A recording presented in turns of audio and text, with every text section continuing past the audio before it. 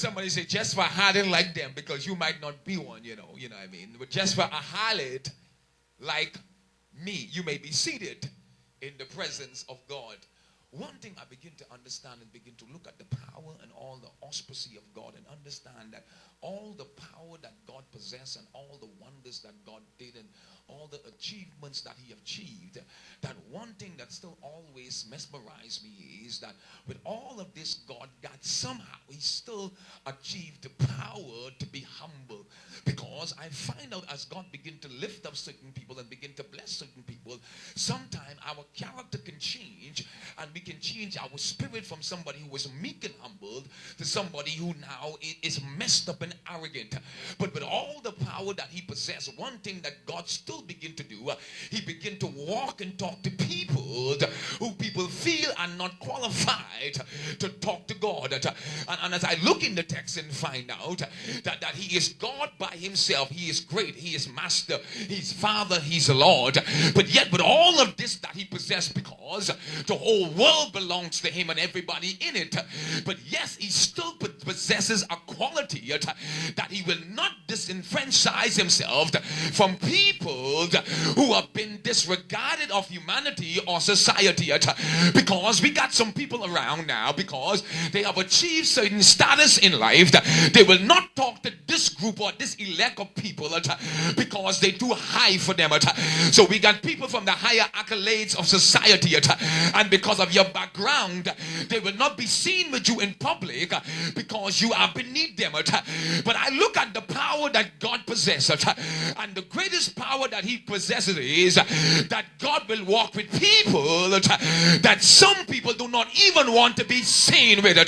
Oh, how I love Jesus. And I look at the text and I find out that God will walk with a cussor like Peter.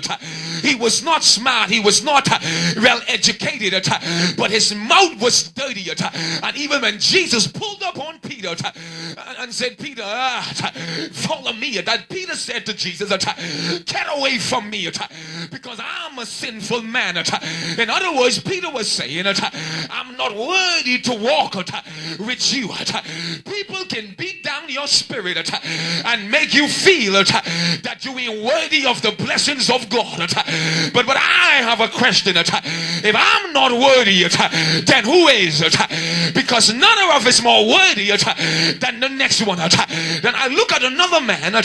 He was a tax collector. Everybody in the town and the country, they had him as a thief. His name was Zacchaeus. Nobody want to deal with him because they had him as a wicked person. They had him as somebody that's trying to rob the poor and make the rich more wealthy. But when he climbed a tree, Jesus took time to stop it and talk to him in the middle of all the crowd and all the town to let you know when man isolates you, God still will come and see about you. Oh, how I love Jesus. That no matter who put me down and cut us off, that he will always show up and talk to you. So he talked now to this man of God in the midst of it all and all the crowd pushing it. But he stopped and say, hey Zacchaeus, make haste and come down, because today I must abide at your house. You'll be surprised to know it. If Jesus come to Nassau, who house will he spend the night at?